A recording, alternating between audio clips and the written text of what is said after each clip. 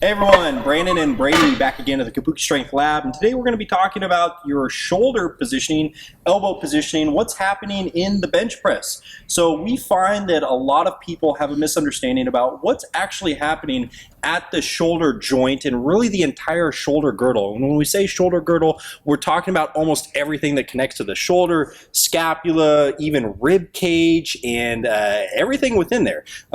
A lot of times people are going to cue breaking the bar or spreading the bar apart or other things of that nature to help create tension in the upper body. And we think that's probably a fantastic idea. You have to have a lot of tension built up in order to maintain your position under load. However, we find that a lot of times people overdo it or they don't really understand what that cue is trying to get after.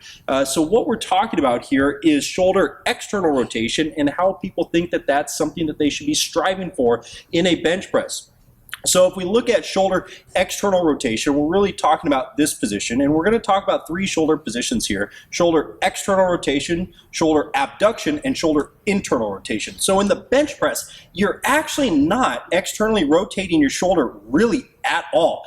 There's a very few instances or body proportions that I can think of that would actually externally rotate their shoulder to a meaningful degree in the bench press. What you should actually be doing is abducting the shoulder, which everyone's going to, unless you bench press like this, which is still probably going to be a little bit of shoulder abduction. You need to abduct your shoulder, and at the bottom position is actually shoulder internal rotation, or a slight bias towards shoulder internal rotation, not external rotation. If you chase external rotation at the bottom of the bench press, you're going to end up in this over tucked position because you're going to externally rotate your shoulder. You're going to end up over tucked, elbow's going to be in front of your hands, and you're going to have a very hard time pressing out of that. You're likely going to have to immediately flare and end up with like a vertical press out over your face. So let's demo what that looks like, Brady, and show what that looks like live in the bench press.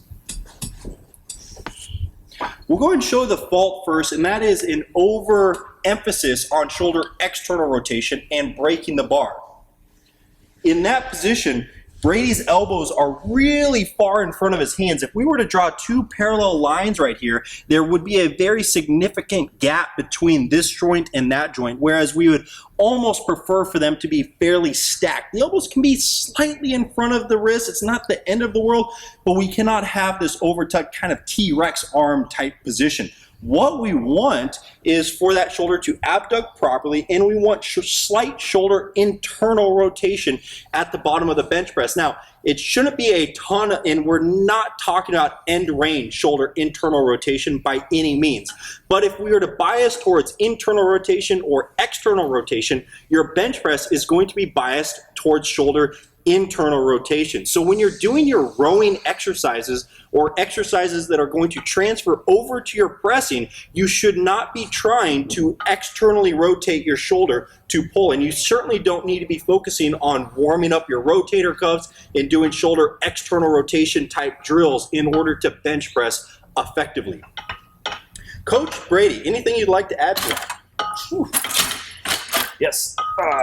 That better elbow position and that slight bit of internal rotation is also going to allow you to use your pecs more effectively in the bench press and allow for just a more efficient and strong pressing pattern. We brought up the bending the bar cue because a lot of people end up in the same position, in this over-tucked elbow position, when they're trying to use their elbows and their wrists to bend the bar rather than just creating tension with their scapula. And don't forget, guys, we're not talking about end ranges here. We're talking about a slight bias towards internal rotation, not external rotation. Brandon and Brady out.